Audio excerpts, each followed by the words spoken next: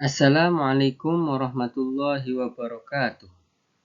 Pada kesempatan kali ini, saya Dakri dari kelas A31 akan menerangkan tentang 4 pilar pendidikan dan hubungannya dengan pendidikan dan belajar sepanjang hayat.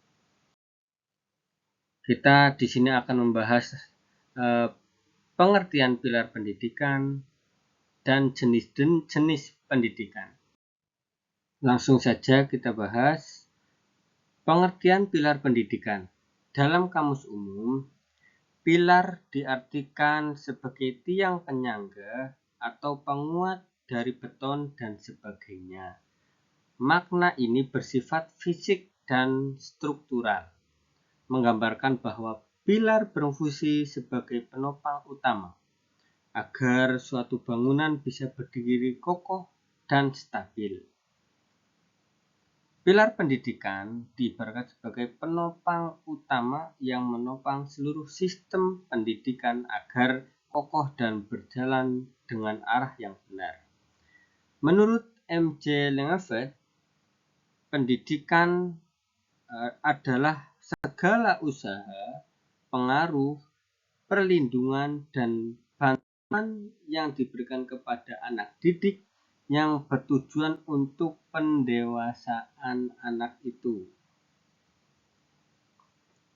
Artinya, pendidik bukan hanya proses transfer ilmu, tetapi juga melibatkan proses pendewasaan dan pembentukan karakter anak melalui berbagai cara. Jadi, pilar pendidikan adalah tiang atau penunjang dari suatu kegiatan usaha, pengaruh, perlindungan, dan bantuan yang akan diberikan kepada anak didik untuk pendewasaannya. Sekarang jenis-jenis pilar pendidikan.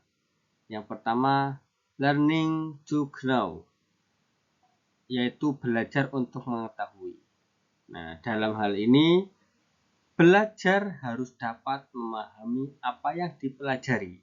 Bukan hanya dihafalkan, tetapi harus ada pengertian yang mendalam. Yang kedua, learning to do, belajar berbuat atau melakukan.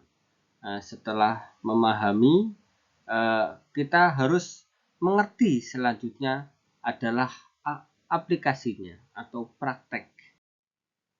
Yang ketiga, learning to be, belajar untuk menjadi pribadi yang utuh.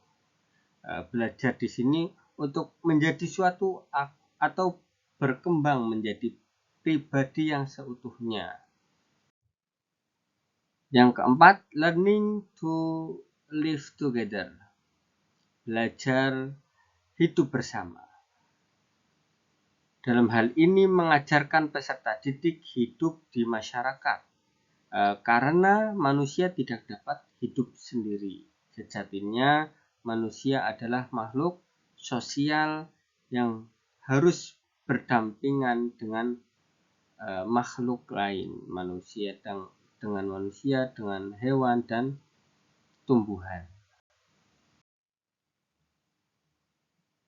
Selanjutnya, yang kelima, learning to believe in God, yaitu belajar untuk beriman kepada Tuhan Yang Maha Esa. Dalam hal ini membantu peserta didik untuk menjalankan tugasnya sebagai religius.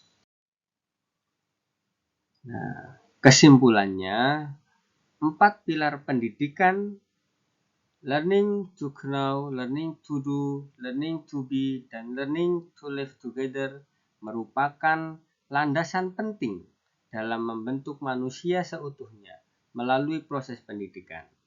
Ditambah dengan pilar yang kelima, yaitu learning to believe in God. Pendidikan tidak hanya membangun aspek kognitif dan keterampilan, tetapi juga karakter, sosial, dan spiritualitas peserta didik. Pilar-pilar ini menjadi penopang utama bagi pendidikan sepanjang hayat, karena setiap pilar mendukung proses belajar yang berlangsung terus-menerus dalam berbagai bentuk dan konteks kehidupan.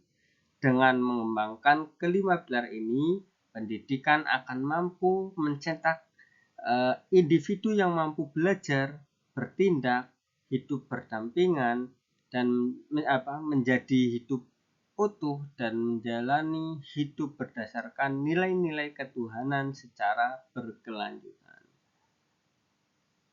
Mungkin itu yang dapat saya terangkan. Kurang lebihnya mohon maaf.